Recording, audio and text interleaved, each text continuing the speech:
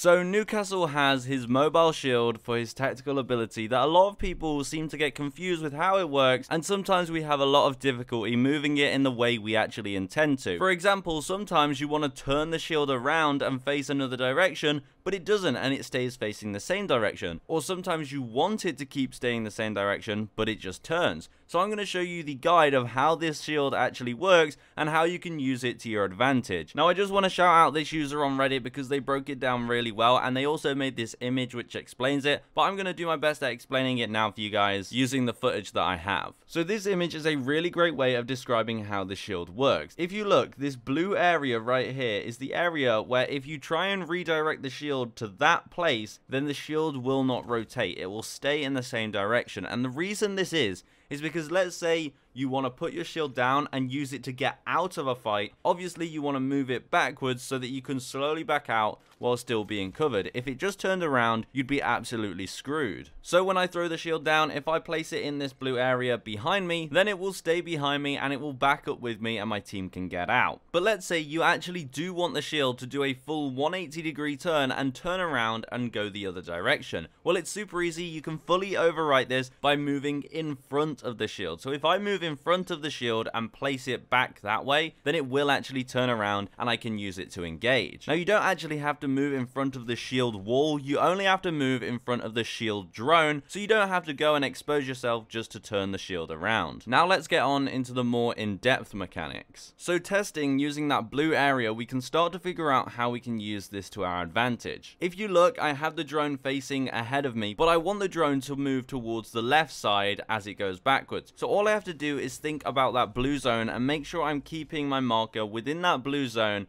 but still behind me and to one side. And as you can see, the drone moves perfectly towards the side, but it does not rotate, which is just what we wanted to happen. We can move towards the side and keep that cover. Now a practical use for this is, let's say we're behind this wall and we want to get across to the other side, but we want to do this while using the tactical shield as cover. If we simply just place the shield facing in the direction of the enemies and then put the marker over there, it will turn because it's not within the blue zone and we're completely exposed and the shield has gone to waste. So what you want to do is set your original shield up at more of an angle, roughly a 30-degree angle towards the opposite side you want to run, and then when you redirect the shield back in the same place, it's now within the blue zone because it's more behind the drone. And as you can see, the drone will not redirect, it will move, and you'll have this sort of angled shield, which is much easier to take cover behind. And that is all the key things you have to know about Newcastle's drone. I know it's a little weird and a little bit difficult to grasp at first, but just go in the firing range if you have Newcastle and test it out. Now that you know that this is how it works, it should be a lot easier to really figure out how this thing works and how you can use it to your advantage. And hopefully this video helped you get just a little bit better at playing the new Season 13 Legend.